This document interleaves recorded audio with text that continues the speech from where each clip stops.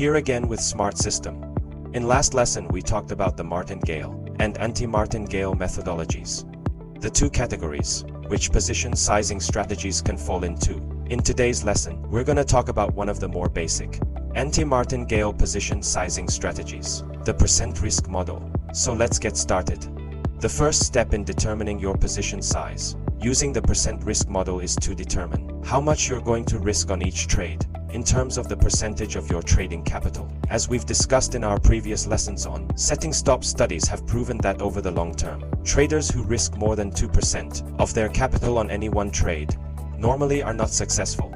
Another factor to consider here when setting this percentage is the win rate, or how many winning trades your system is expected to have versus the number of losing trades, as well as a few other components, which we're going to discuss in future lessons. Once this loss percentage has been determined, setting your stop then becomes a function of knowing how large a position can be traded while still being below your maximum risk level. So let's take a look at an example here.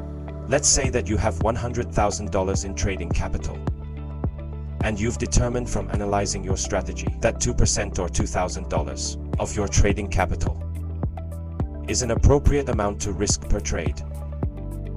When analyzing the crude oil futures market, you spot an opportunity to sell crude at $90 a barrel, at which point you feel there's a good chance it's gonna trade down to at least $88 a barrel, and you've spotted strong resistance just below 91 and feel like 91 is a good level to place your stop, which also gives you, as a side note, a reward to risk ratio of 2:1, which is fairly decent. So now the next thing you need to know is how much a 1-point move in that crude oil contract is worth. So you can then go about determining how much that move from 90 to 91, which is your stop loss level, is gonna cost you in terms of a dollar amount. So basically, we're going to go into where you can find information on these types of things. But let's just assume you knew already that the 1 point or 1 cent move in the crude contract is equal to $10. So this gives you from that $90 entry price to that 91 stop loss level. That's 100 points or 100 cents, which gives you 100 times 10 risk per contract equals $1,000. Now once you have that information, it's pretty easy to determine the contract size. The formula basically goes like this: the number of contracts equals the dollar risk per trade, divided by the risk per contract, which we have from the last slide. The number of contracts is gonna equal 2,000, which is our risk, the amount we're willing to risk per trade, divided by that $1,000 number that we got on the last slide from our entry price to our stop loss level was $1,000 on one contract. And the result there is going to be 2 contracts.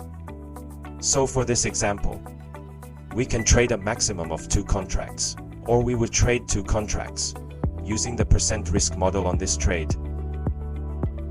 As pointed out in Dr. Van Katharp's book, Trade Your Way to Financial Freedom, the advantages to this style of position sizing are that allows both large and small accounts to grow steadily, and it equalizes performance by actual risk. The disadvantages on the flip side of that: it will reject some trades because they're too risky, which the fixed trade size,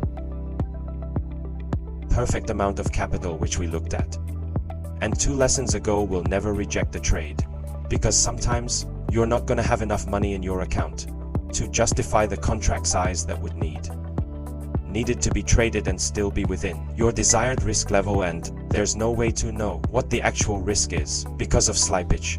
So going back to our example where we looked at entering the market at 90 and then having our stop at 91, for the calculation here, we assume that 91 would be our exit price, and you're not always going to get that 91 price. You know, the market may run through that. You may get out at 91.10 or whatever it may be.